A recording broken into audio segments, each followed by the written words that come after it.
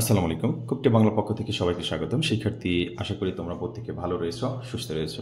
তোমরা যারা 2025-26 সেশনে diploma in engineering A admission দিবা, টেস্ট দিবা, হ্যাঁ, এই টেস্টের এখান থেকে কোন কোন জিনিসগুলো তোমাকে পড়তে হবে মূল বই থেকে ইতিমধ্যে রসায়নের একটি ভিডিও দিয়েছি। আজকে গণিতের কয়েকটা অধ্যায় তোমাকে আলোচনা করছি, যে বিষয়গুলো তুমি এখান থেকে সাধারণ যে বেসিক জিনিসগুলো আছে শিখে নিবা। শিক্ষার্থীবৃন্দ যারা এই মুহূর্তে আমার চ্যানেলে জয়েন করেছো, অবশ্যই চ্যানেলটিকে সাবস্ক্রাইব করে বেল আইকনটি অন করবে পরবর্তীতে সকল প্রকার আপডেট সবার আগে পাওয়ার জন্য। দেখো, এই বইটা হচ্ছে তোমার জেনারেল ম্যাথ, সাধারণ গণিত যেটা আমরা বলি। এই সাধারণ গণিত থেকে যেই প্রথম যে অধ্যায়টা আছে, প্রথম অধ্যায়টা ইতিমধ্যে তোমাদের একবার দেখিয়েছি, বাস্তব সংখ্যা।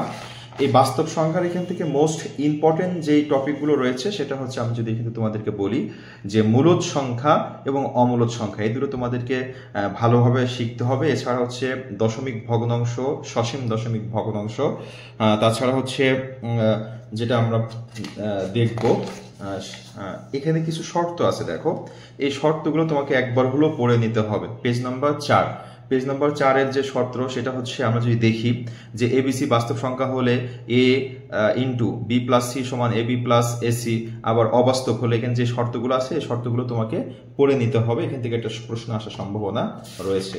তাছাড়া যদি আমরা দেখি দশমিক ভগ্নাংশ বা আবৃত যেই ভগ্নাংশগুলো আছে, আবৃত দশমিক ভগ্নাংশ থেকে সাধারণ ভগ্নাংশ তৈরি, আবার সাধারণ ভগ্নাংশ থেকে আবৃত দশমিক ভগ্নাংশ তৈরি, এই টপিকগুলো তোমাকে কিন্তু শিখতে হবে। যে আবৃত দশমিক ভগ্নাংশ থেকে সাধারণ ভগ্নাংশে প্রকাশ করা, এই অধ্যায় থেকে এই টপিকগুলো পড়লেই ইনশাল্লাহ হবে। যেটা বললাম, এই পেজের যে 4 নম্বর পেজের যে শর্ত, এই শর্তগুলো একটু পড়বে এবং হচ্ছে এখান থেকে কোন সংখ্যাটা মূলদ, কোন সংখ্যাটা অমূলদ, এই রিলেটেড প্রশ্ন একটা আসার সম্ভাবনা খুব বেশি। তাছাড়া দশমিকের যেই ভগ্নাংশের যোগ বিয়োগগুলো আছে, এই যোগ বিয়োগগুলো কিন্তু পরীক্ষায় আসতে পারে। এবং তোমাদের এই 18 নম্বর পেজে দেখবা কিছু এমসিকিউ আছে, এবং হচ্ছে 19 নম্বর পেজে দেখবা কিছু এমসিকিউ রয়েছে। এই এমসিকিউ গুলো অবশ্যই তোমাকে প্র্যাকটিস করতে হবে। ওকে, অবশ্যই তোমাকে প্র্যাকটিস করতে হবে। 20 নম্বর পেজেও কিছু এমসিকিউ আছে, এটা যেহেতু বোর্ড বইয়ে তোমার জন্য রয়েছে। ওকে শিক্ষার্থীবৃন্দ, এছাড়া সেট ফাংশন যদি চলে আসি, সেট ফাংশন থেকে আমরা যে টপিকগুলো পড়বো সেটা হচ্ছে সেটের যেই গঠন পদ্ধতি আছে, গঠন পদ্ধতি থেকে তালিকা পদ্ধতিতে প্রকাশ। যেমন আমরা যদি দেখি, এই যে এখানে আমরা দেখতে পাচ্ছি সেট প্রকাশের পদ্ধতি, এরকম বর্ণনা করা থাকবে, এরকম মান আমাদের বের করতে হবে। ওকে, এক কথায় সেটের গঠন পদ্ধতি থেকে তালিকা পদ্ধতিতে প্রকাশ তোমাকে শিখতে হবে। এছাড়া আমরা যারা দেখব উপসেট, মোস্ট ইম্পর্টেন্ট, এটা তোমার জন্য 100% শিখতে হবে। উপসেট রিলেটেড প্রশ্ন আসার সম্ভাবনা খুবই বেশি সেট থেকে। আর ফাঁকা সেটের প্রতীক কি সেটা তোমরা জেনে নেবা। ফাঁকা সেটের প্রতীক এই যে ফাই চিহ্নের মতো। আর উপসেট এবং প্রকৃত উপসেট 100% ইম্পর্টেন্ট, তোমাকে শিখতেই হবে। এক কথা মনে রাখবা, উপসেটের উপাদান সংখ্যা আর হচ্ছে প্রকৃত উপসেটের উপাদান সংখ্যা, এই সূত্রটা, এই প্রশ্নটা মোস্ট ইম্পর্টেন্ট তোমার জন্য এবছরের। এই যে যদি আমরা এটা দেখি, কোন সেটের উপাদান সংখ্যা n হলে ওই সেটের উপাদান সংখ্যা, উপসেটের উপাদান সংখ্যা হবে 2 এর উপরে n, এই সূত্রটার কথা বলেছি। এবং প্রকৃত উপসেট মানে হচ্ছে 2 টু দ্য পাওয়ার n-1। এই জিনিসটা তোমাকে কিন্তু এখান থেকে শিখে নিতে হবে। এছাড়া আর যেটা রয়েছে পূরক সেট, এটা তুমি শিখতে পারো, এটাও মোটামুটি ইম্পর্টেন্ট। পূরক সেটটা যেটা আমরা প্রাইম সেট বলি। তাছাড়া আর যেটা আমরা এখানে দেখব শক্তি সেট, শক্তি সেটের এই বেসিকটা তোমাকে শিখতে হবে। এবং ক্রমজোড় মানে তো আমরা জানি দুটো উপাদান ফার্স্ট ব্র্যাকেটের ভিতরে থাকে, এটা ক্রমজোড় বলে। এই বেসিকগুলো তোমাকে এখান থেকে শিখে নিতে হচ্ছে, তাহলে কিন্তু তুমি ইনশাল্লাহ এখান থেকে প্রশ্ন আসলে পারবা।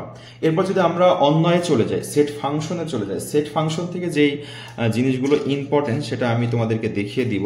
যে বিষয়গুলো ইম্পর্টেন্ট রয়েছে সেটা হচ্ছে এই ধরনের অঙ্ক, এই যে উদাহরণ 18, এরকম প্রশ্ন দেওয়া থাকবে, এটার মান বের করতে হবে। এই ধরনের প্রশ্নগুলো কিন্তু মোস্ট ইম্পর্টেন্ট, ফাংশনের মান বের করা।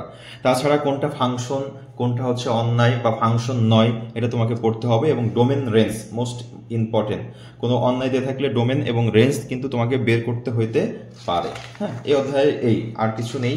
এবং হচ্ছে আমরা আবারও বলছি যে এখান থেকে ফাংশন কোনো একটা রাশি দেওয়া থাকে, সেটা ফাংশন আছে কিনা শেষে তোমার নির্ণয় করতে হবে। এবং এই ধরনের একটা প্রশ্ন আসার সম্ভাবনা খুবই বেশি। তাছাড়া হচ্ছে ডোমেন রেঞ্জ নির্ণয় করার জন্য। এবার আমি চলে আসছি তোমাদের জন্য, দেখো এখানে তোমাদের কিছু এমসিকিউ আছে, 40 পেজ এটা। এই 40 পেজের এই এমসিকিউ গুলো তোমাকে খুব ভালোভাবে শিখে নিতে হবে। ওকে, তাহলে কিছুটা হলেও উপকৃত হবে এবং বুঝতে পারবা কোন ধরনের প্রশ্ন ইম্পর্টেন্ট। এবার আসতেছি যে বীজগাণিতিক রাশি। এই বীজগাণিতিক রাশিটা কিন্তু যত তুমি অঙ্ক এমসিকিউ পারবা তোমার নির্ভর করবে তোমার সূত্রের উপরে এবং অনুসিদ্ধান্তের উপরে। তুমি সূত্র অনুসিদ্ধান্ত কেমন মুখস্থ করলা। তাহলে 3.1, 3.2, 3.34 পর্যন্ত তোমার সূত্র অনুসিদ্ধান্তগুলো খুব ভালোভাবে মুখস্থ করে নিতে হবে এবং ছোট ছোট যে অঙ্কগুলো রয়েছে এই ছোট ছোট অঙ্কগুলো তোমাকে ভালোভাবে প্র্যাকটিস করতে হবে। যেমন 6 নম্বর একটা উদাহরণ দেখো যে x - y = 2 হলে এবং xy = 24 হলে এটার মান বের করতে হবে। এই ধরনের কিছু অঙ্ক তোমাকে শিখতে হবে, সূত্র অনুসিদ্ধান্ত প্রয়োগ শিখতে হবে। হ্যাঁ, তাহলে এখান থেকে যেমন 3, 4 এই প্রশ্নগুলো পড়বা। তাছাড়া হচ্ছে বর্গ নির্ণয়, একটা সংখ্যা দিয়ে দিতে পারে, রাশি দিয়ে দিতে পারে, বর্গ নির্ণয় করতে বলতে পারে।